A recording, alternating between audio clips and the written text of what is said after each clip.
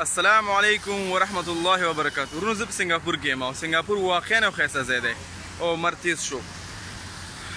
ابن الهیثم یو ساینټیست دی چې نن فلاسفرز او ساینټیست ساینسدانان ټول په دې راځي چې هغه اولین ساینټیست دی په ټوله دنیا کې. هغه یو مسلمان و او هغه وایي چې واحد وجه دا ده د ساینس کومه چې زه غواړم د الله سبحانه وتعالی اراده وګورم په جوړښت کې. نو زما هم دغه یو وجه زه چې مختلف ملکونو ته ورځم او تقریبا 10 ډېر ملکونو کې ما موز کړی دی. انشاءالله یو ورځ به شریک کړم چې هر ملک کې ما څه زده کړي دي. د دې وجه دا چې زه مختلف ملکونو ته ځم، یو وجه دا چې زه غواړم هر ملک وګورم چې اسلام او مسلمانان په څه حالت کې دي او څه شی زه هغوی نه زده کولی شم چې انشاءالله که ورځ راشي نو په افغانستان کې هغه بیا تطبیق کړو او خلکو سره شریک کړم په حیث یو پبلیک سپیکر. دویم وجه دا ده چې د هر ملک ته چې ورځي هغه هم چند مثبت او منفي لري. نو څه شی مثبت دي او څه شی منفي دي او منفیات دپاره څه حل لاره موږ لرو.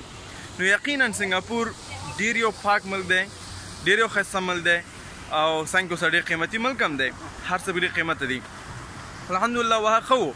نو انشاءالله یو ورځ به شریک کړم تاسو سره. زه کوم ملکونو کې ګرځېدلی یم او ما هر ملک کې څه شی زده کړي دي او تاسو شریک کړم.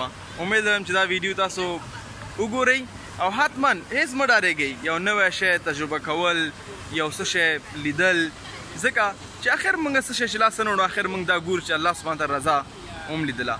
نو همدې سره مرېدم. السلام علیکم.